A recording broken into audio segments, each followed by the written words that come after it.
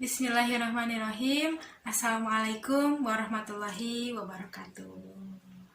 Selamat siang, selamat pagi menjelang siang untuk anak-anak kelas 10 SMK Ma'arif NU Banjar yang saya cintai dan saya banggakan. Apa kabar? Masih semangat? Tentunya harus semangat. Dalam keadaan apapun harus semangat dan harus tetap fokus. Semoga selalu dalam keadaan sehat dan dalam lindungan Allah Subhanahu wa Ta'ala. Amin ya Allah ya Rabbal Alamin. Sebelumnya izinkan perkenalan dulu. Nama Ibu Wiwit Nurul Akmalia. Di sini Ibu sebagai pemateri di hari ketiga yang akan menyampaikan mengenai sadar hukum dan pendidikan anti korupsi. Sebelum dilanjutkan, silahkan siapkan dulu alat tulisnya untuk merangkum dan nanti rangkumannya dikirimkan di absensi siang. Oke, kita lanjutkan ya mengenai materi sadar hukum dan pendidikan anti korupsi. Yang pertama kami bahas yaitu mengenai sadar hukum. Apa sih itu sadar dan apa itu hukum? Silahkan, kalian yang memiliki pendapat boleh berkomentar di kolom komentar yang sudah tersedia. Silahkan komentari. Lanjut mengenai pengertian sadar dan hukum.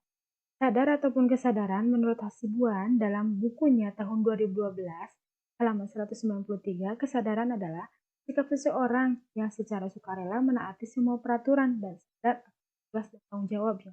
Menurut Kamus Besar Bahasa Indonesia, kesadaran adalah keinsafan pada mengerti hal yang dirasakan atau dialami oleh seseorang. Dan sadar itu merupakan merasa, tahu, atau ingat kepada keadaan yang sebenarnya.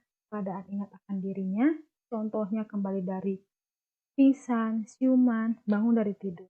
Dan bahkan nih, kalian yang sedang menyimak video ini, kalian itu tidak sedang mimpi, tapi kalian itu sedang dalam keadaan kesadaran yang amat-amat sangat sadar. Iya kan? Pasti kalian dalam keadaan sadar karena menyimak video ini. Nah, itulah sadar. Dan hukum, menurut Utrecht, hukum adalah himpunan peraturan-peraturan, baik itu perintah dan larangan, yang mengurus tata tertib suatu masyarakat dan karena itu harus ditaati oleh masyarakat. Hukum merupakan suatu tata aturan kehidupan yang diciptakan untuk mencapai nilai-nilai yang diinginkan masyarakat. Salah satu nilai yang menjadi tujuan hukum adalah ketertiban. Ketertiban artinya ada kepatuhan dan ketaatan perilaku dalam menjalankan apa yang dilarang dan diperintahkan oleh hukum tersebut.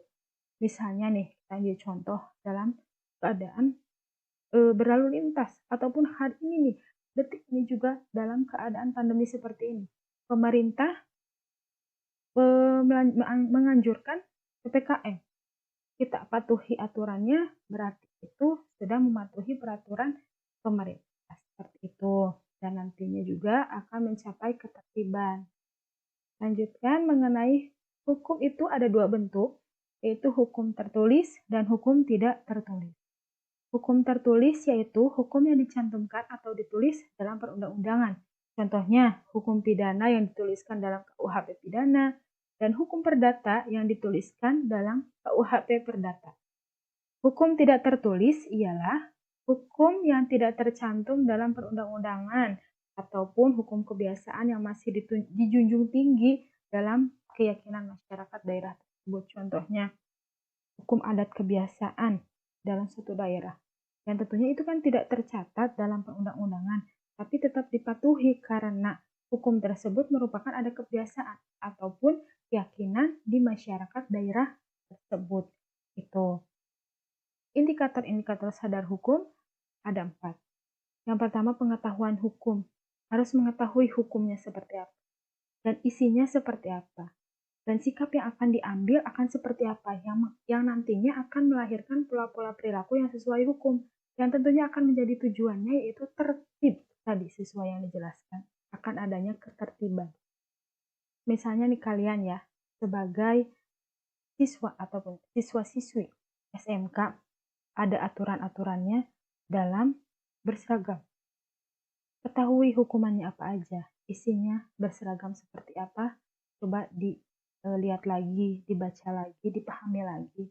Dan nanti sikap kalian yang akan diambil seperti apa, yang tentunya nanti perilaku kalian tidak melanggar hukum ataupun tidak melanggar aturan-aturan yang sudah disediakan oleh sekolah mengenai pakaian, seperti itu. Nah, dapat disimpulkan bahwa kesadaran hukum adalah kesadaran seseorang ataupun suatu kelompok masyarakat kepada aturan-aturan ataupun hukum yang berlaku. Kesadaran hukum sangat diperlukan oleh satu masyarakat. Hal ini bertujuan agar ketertiban, kedamaian, ketentraman, dan keadilan dapat diwujudkan dalam pergaulan. Tanpa memiliki kesadaran hukum yang tinggi, tujuan tersebut akan sulit dicapai. Ini lihat nih ya, ada contoh kesadaran hukum. Di sini ada pengendara bermotor yang sedang berhenti di lampu merah ya. Ini lampu merah. Jadi pinggirnya ini ada andong atau delman. Lihat, delman aja tahu di mana dia harus berhenti, tidak melebihi batas. Biasanya kan suka ada yang melebihi batas. Bahkan ada diam di zebra cross, padahal kan ini bukan wilayah. Dan yang kedua, ada yang melanggar peraturan. Ini sebenarnya ada siswa yang boncengan 3 ini diberhentikan oleh Bapak polisi. Boncengan 3 itu tidak boleh, apalagi ini nggak pakai helm, dan mungkin ini belum cukup umur. Lihat, ini tidak patut untuk dicontoh ya. Kalian tidak boleh, apalagi kalau misalkan belum punya SIM. Aduh, itu mah jangan. Pokoknya harus sesuai dengan peraturan. Tata tertibnya seperti apa. Nanti seperti ini nih, ada nih pakai helm yang sesuai dengan SNI, pakai jaket, apalagi kalau bepergian jauh, takutnya masuk angin kan.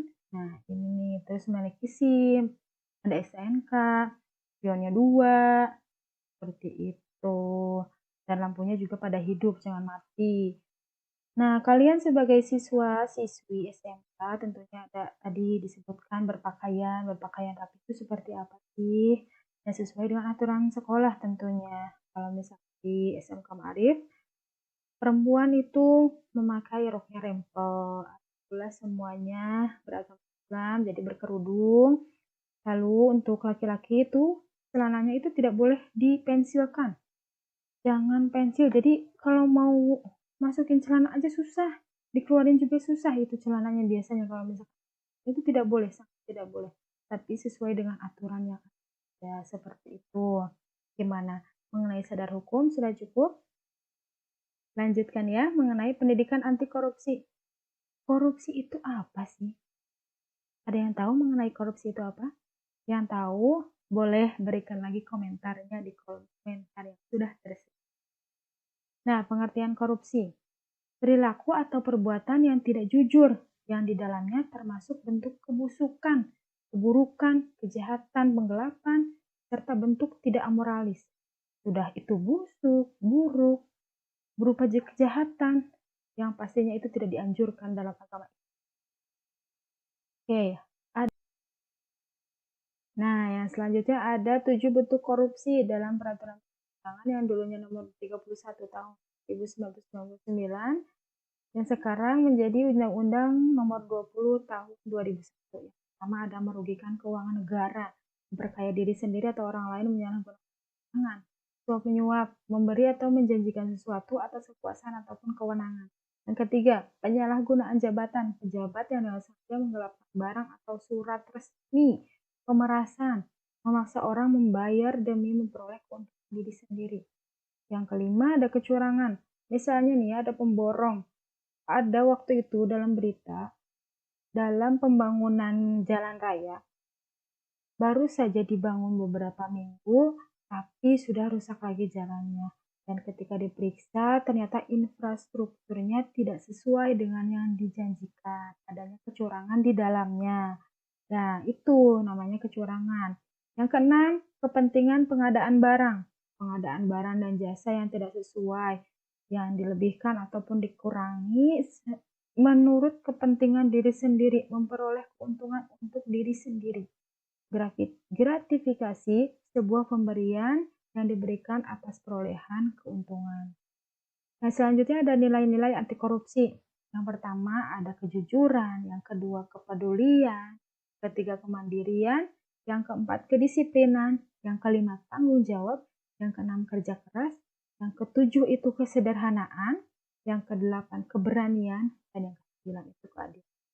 Nah, sekarang gini ya, bentuk korupsi secara kecil aja kalian, misalkan gini, ada uang yang harus dibayarkan, harusnya itu 50.000, tapi kalian bilangnya 60.000. 10.000 lagi kemana? Masuk kantong.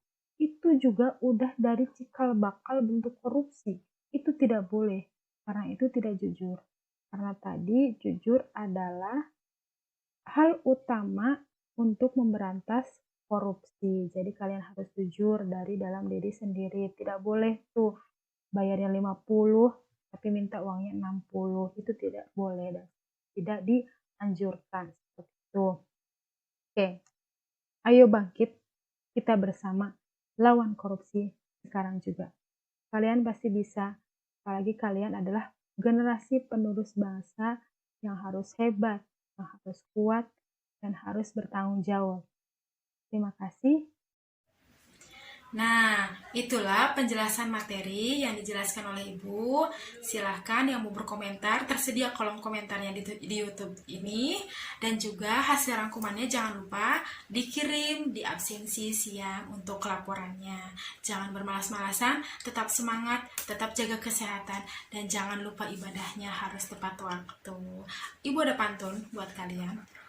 Untuk apa hati kesal? Lebih baik memaafkan.